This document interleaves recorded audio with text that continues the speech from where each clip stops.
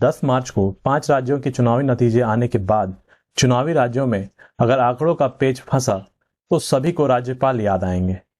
सरकार बनाने में उनकी अहम भूमिका हो जाएगी।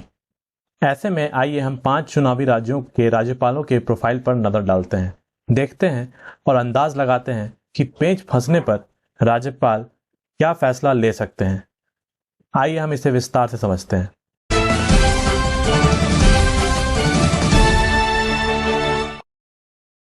सबसे पहले जानते हैं कि राज्यपालों की क्या खास भूमिका होती है। विधानसभा चुनाव के बाद किसी राजनीतिक दल को सरकार बनाने के लिए राज्यपाल ही न्योता देते हैं। इसलिए चुनाव में बराबरी का मुकाबला होने पर राज्यपाल काफी अहम भूमिका निभाते हैं।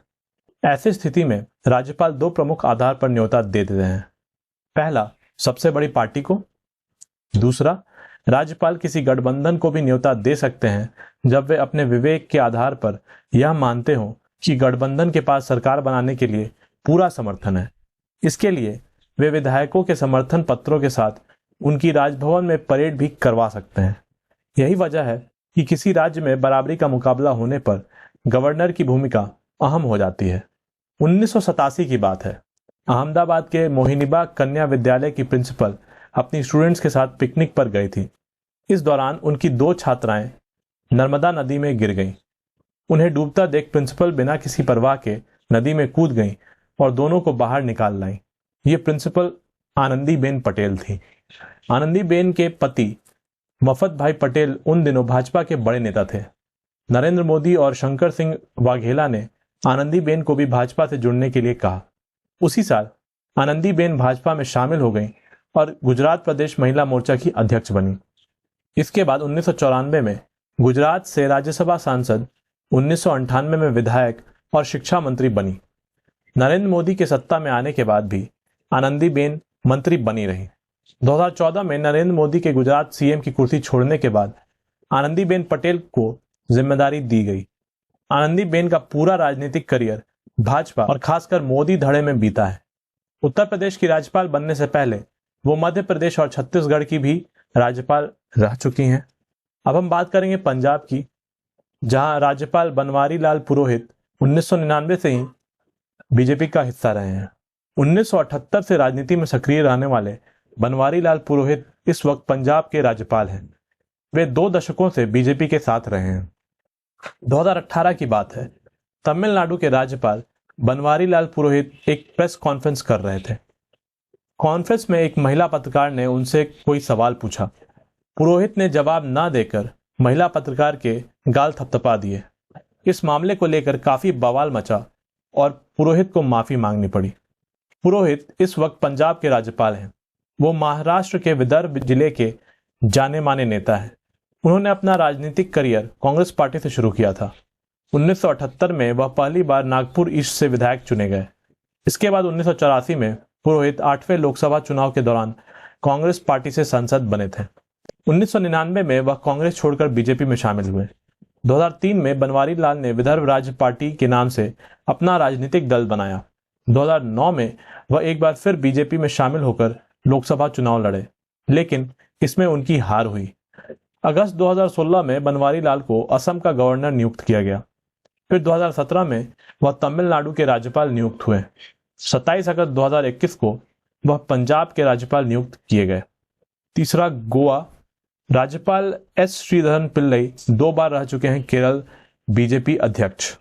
कोरोना महामारी के दौरान पहली बार 24 मार्च 2020 को देश भर में लॉकडाउन लगा। इसके बाद मार्च से अगस्त के बीच 4 महीने में पीएस श्रीधरन पिल्लई ने 13 किताबें लिख दी। इस वक्त यही श्रीधरन गोवा के राज्यपाल हैं। पहली बार श्रीधरन अक्टूबर 2019 में मिजोरम के राज्यपाल बनाए गए थे। इसके बाद उन्हें गोवा में राज्यपाल की जिम्मेदारी मिली। पीएस श्रीधरन पिल्लई 2003 से 2006 के बीच केरल बीजेपी प्रदेश अध्यक्ष रहे थे। इस दौरान 2004 में पहली बार केरल और लक्षद्वीप में बीजेपी ने संयुक्त रूप से 2 लोकसभा सीटें जीती थी।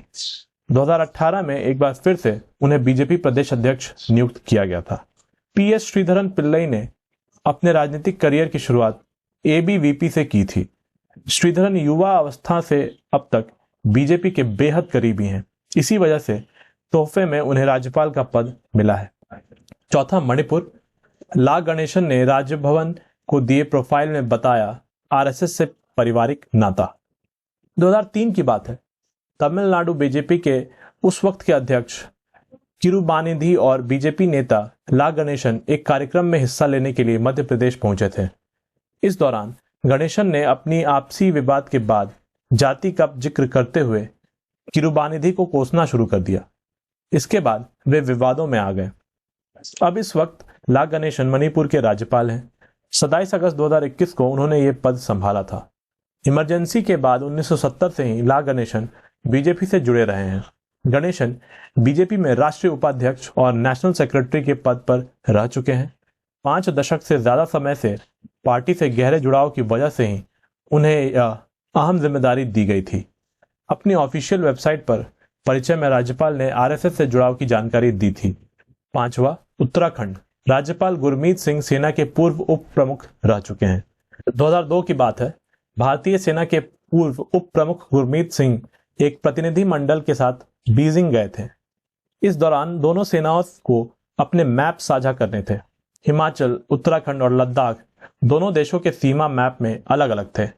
इस दौरान गुरमीत चीनी अधिकारियों के साथ हिमाचल और उत्तराखंड से लगे बॉर्डर विवाद को सुलझाने में कामयाब रहे, लेकिन लद्दाख के मामले में सहमति नहीं बन पाई।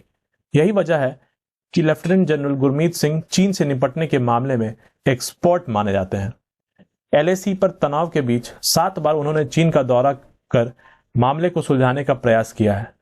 राज्यपाल बेबी रानी मौर्य के इस्तीफे के बाद 15 सितंबर 2021 को गुरमीत सिंह उत्तराखंड के गवर्नर बनाए गए। पहली बार सैन्य पृष्ठभूमि वाले एक अधिकारी को राज्यपाल बनाया गया, जिनका बीजेपी के साथ कोई जुड़ाव नहीं था।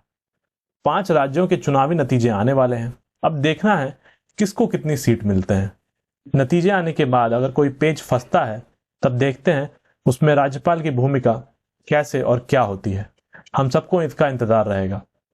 इस पे आपके क्या विचार हैं, हमें कमेंट सेक्शन में जरूर बताएं। आज की इस न्यूज में बस इतना ही। अगर आपको ये वीडियो पसंद आया हो तो प्लीज इसे लाइक कर दें और हमारे चैनल को सब्सक्राइब करें। तो मिलते हैं अगली वीडियो में, तब तक के लिए धन्यवाद।